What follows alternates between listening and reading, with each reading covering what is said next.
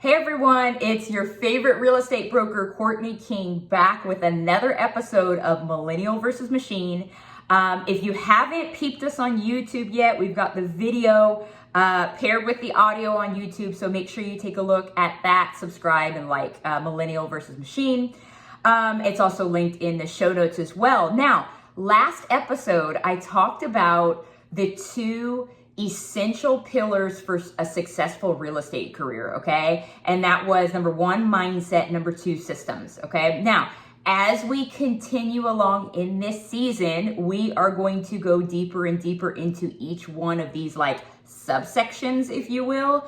I wanted to spend a little bit more time on mindset and just really focus on the two main things that get real estate agents and brokers caught up, okay? And how to avoid those traps, if you will. So we're gonna talk a little bit about that today. The other thing is like, I know that some folks are thinking, oh my gosh, mindset, like what more can you talk about with mindset? I know sometimes it's a little bit squishy of a concept, but honestly, I really believe that your beliefs, okay, really influence and shape who you are and how you show up and how you dominate life, okay? Or sometimes how life drags you, okay? No disrespect. And so that mindset component is so important.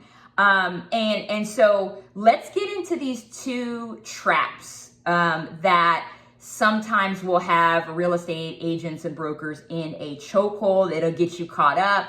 And it does have the potential, if you're not mindful of it or you don't check it, it does have the potential of impacting in a negative way your career, like in terms of, you not being able to close deals and you not being able to attract clients, right? Mindset is everything. So the first thing that gets agents caught up, and I would actually say this is the number one thing, is getting way too emotionally and personally involved in transactions, okay? What do I mean by this? Oh my gosh, I have more examples than I would probably care to admit. So let's take a step back. When somebody is buying or selling a home, okay, there are usually emotional factors that are influencing how even the client approaches this event, this occasion, okay? Now, one of the things that I've been seeing lately, it's summer of 2025 at the time of this recording, is I've seen a lot of folks navigate real estate transactions while going through a divorce, okay? So what additional components does that personal experience that the seller is going through in my mind, that's what I'm thinking about, how does that impact you as their agent or broker? Well, there's going to be an added layer of emotions, anger, sometimes bitterness, just the gambit when it comes to emotions. And what I see trip agents up is that agents and brokers feel like they need to side with that person or they need to interject their personal opinion on whatever that client is going through, and it trips people up every time, okay? And so I actually took a call yesterday where an agent said, hey, this Mr. Seller, has a court order to sell the property, but I'm hearing this from Mrs. And, it's totally different than what Mr. is telling me. And I said, let me stop you here, okay? Do not let them drag you into their personal drama, okay? Now, I know that there's a pressure to just really be likable, right? You want your clients to like you, you want your clients to feel 1000% supported by you, and you can do this without necessarily getting emotionally involved, okay? Another example, I'm gonna show you how in a minute, but another example of this is, let's say the client is so upset that there is some sort of delay, right? So then you as the agent or broker, you're so close to kind of the transaction that, you know, in all honesty, sometimes you get the brunt of somebody being upset. And that's not to justify the behavior, especially if a client's being like disrespectful or just not okay, right? I'm not trying to justify that behavior, but when you are so close to a transaction, sometimes you are the punching bag, okay? And so maybe later on in this episode, we'll talk about how not to be that and how to set those boundaries. But so when you have this client that is so upset, oftentimes there is a temptation for you to now take on those emotions, and then you now become upset.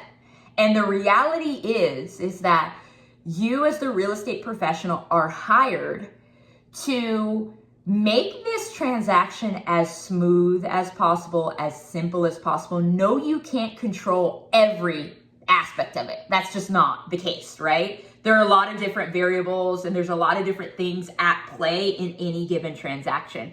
But when you have the mindset of, okay, I'm here, okay, this is not my money, this is not my house, let me be the level-headed one to, first of all, de-escalate some of these, intense emotions that my client is experiencing, whether that be just to listen, right? Whether that be to, ask them a calibrated question like, are you opposed to me giving you another perspective on the matter, right? I had to tell a client who was so upset, this was a couple of months ago, so upset, this was a seller. He was so upset that the buyer was delayed.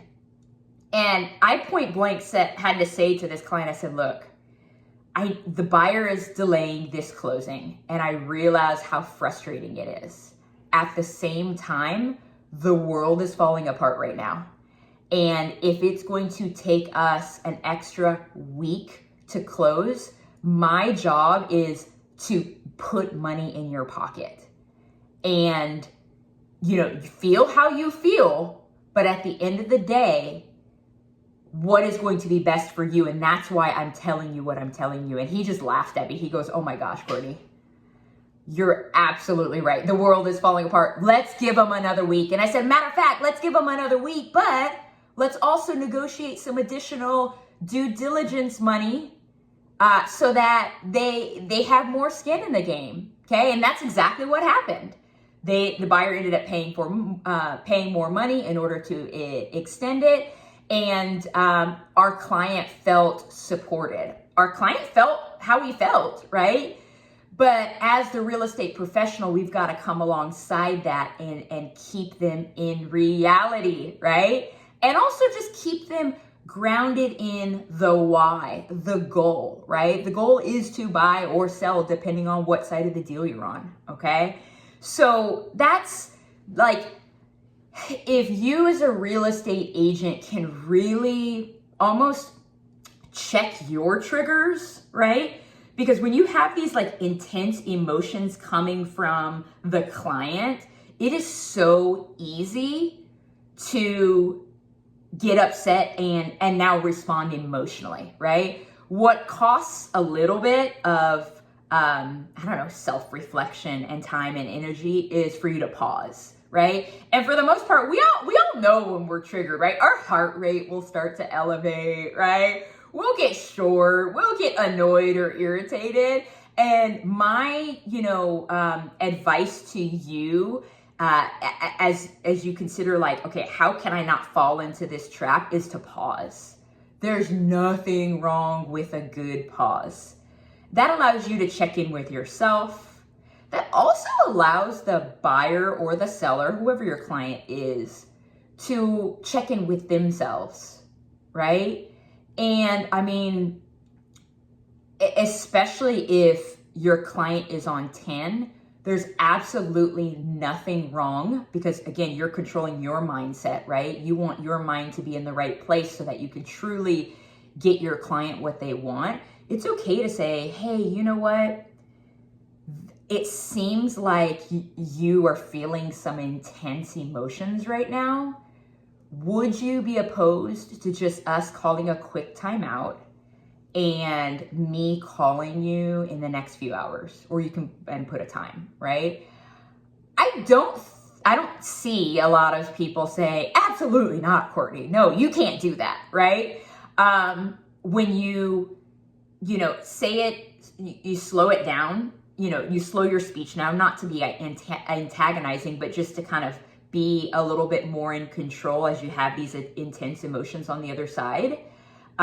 You really do get to be that professional, and you get to have a little bit more power as you're negotiating. And I'm using negotiating in quotes for those of you that are listening and not watching, because it is a negotiation.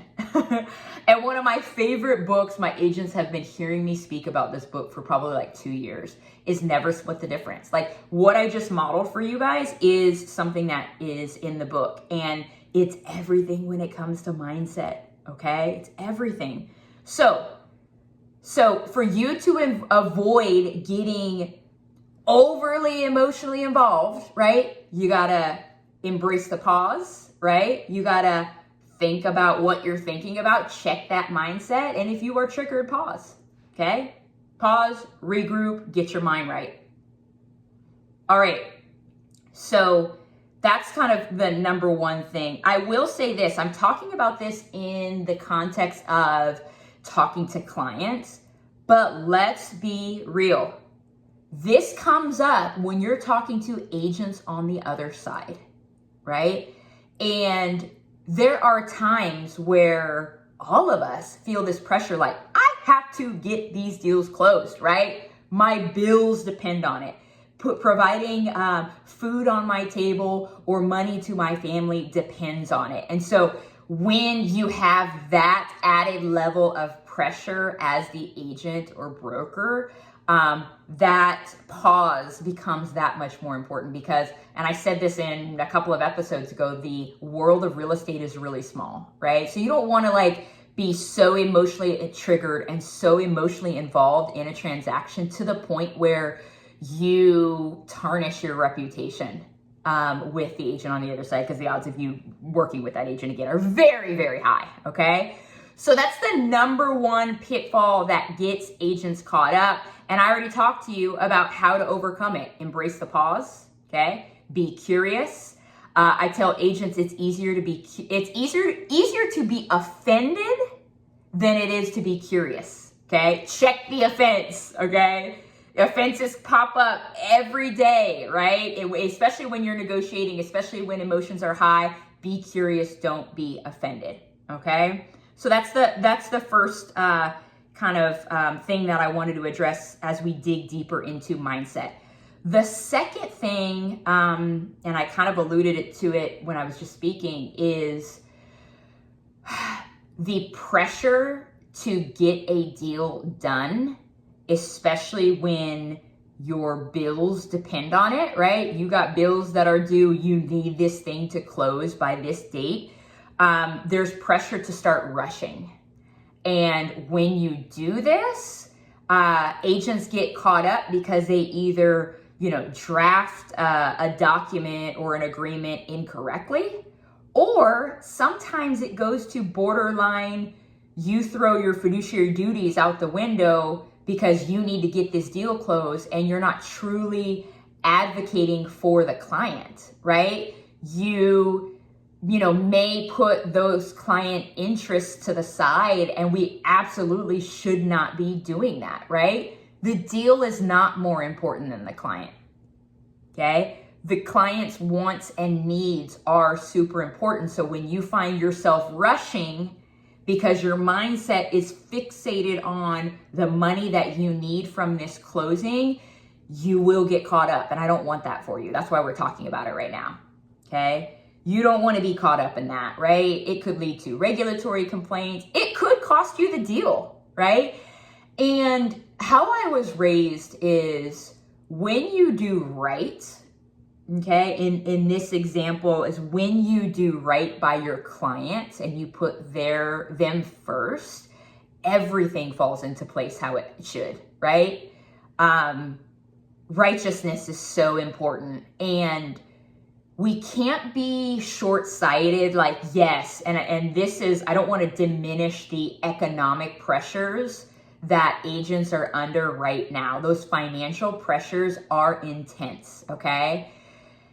And this career that you have in real estate, you got to look at what's way ahead of you, not just what's immediately in front of you. When you do right by the client, when you continue to advocate for them and put their interests first, it will pay off immediately and in the future. Now, because I feel like I could hear y'all say, come on, Courtney. Like, what do you know about this? Okay, I know a lot about this because that pressure to get it done is real. We all feel it. If you're in real estate, we all feel it, right? Because this is our livelihood. And the odds of you doing right, that client seeing that despite the temptation to do what it takes to get the deal done at the expense of your client, they're going to see that. They're not only going to respect you for it, but the odds of them doing business with you in the future, even though this one deal failed, is a lot higher than if you start cutting corners, okay? So if you start rushing and cutting corners, you're going to get caught up. Resist the temptation, you guys. And ideally, when you feel that way, at least this is how I am, I tell my agents, reach out to me. Let's talk about it, okay? We talked about getting too emotionally involved as it relates to your mindset. Well, these pressures to rush and to put your interests first are also a dangerous mindset that if you pause and regroup, there are other ways to get to where you want to go, but also really to help the client get to where they want to go, okay? So that's another pitfall. And if I reflect on my time as broker, I feel like right now we're in the kind of peak sales season. That pressure is that much higher right now. And so my challenge to you, I'm always giving a challenge in these episodes, I feel like, is to really think about what you're doing. And follow those instincts, because believe it or not, you probably, especially when you find yourself rushing or you find yourself kind of in that mode where you're pressured to get a deal done, your spidey senses will start tingling, right? Your instincts will probably have you pause, and a thought will come to your mind to say, is that the right thing to do? And so don't ignore that, right?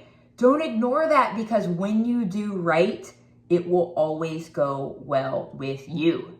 All right, so let's back it up, okay? Because part of the reason why I'm doing this podcast is we need this repetition, really, to kind of shape our mindset, shape our thoughts, shape our beliefs so that we are the best that we can be in real estate. So we talked about the 2 pillars for a successful career in real estate, not a job, okay, are mindset and systems, okay? Today, we dove deeper into mindset, right? And we examined those 2 pitfalls for agents, and that is getting too emotionally and personally involved in the transaction. And then the second thing is rushing at the expense of what your client wants and needs, or at the expense of license laws, okay? You don't want to do that. You don't want to lose your license, okay? So to conclude today, I find myself constantly having to look at these things, right? Examine them within myself as I take different agents' questions, as my plate too is very full. We're trying to put and keep deals together. It's so easy to rush, okay? But when you find yourself rushing, maybe you find yourself doing something mindlessly or just so pressed for the money, I challenge you to pause, okay? And as I think about it, like, I don't know, it just, for me, when we are so intentional about these things, to me, it really does help me feel good about myself, right? It helps me be that broker. And that's important to me. I don't know if that's important to you, okay? But I hope this was helpful. As you navigate this week, drop me a comment. Let me know, did you feel yourself getting too emotionally involved? How did you respond? What did you do so that you didn't get sucked into that, so that you could continue to be on top of your game? Did you feel like you were rushing this week? Okay. What was the indicator for you that you started rushing? I want to hear from you. If you're listening on Spotify, I've got some polls up. If you're listening on YouTube or watching on YouTube, make sure you drop me a comment. Don't forget to like and subscribe. We'll be back next week where I'm going to start the episodes on systems, okay? Systems are something that I'm really passionate about, and it really can help all of us be the best real estate professionals that we can be. Thank you for tuning in to another episode of Millennial versus Machine, and I will see you next time. Bye.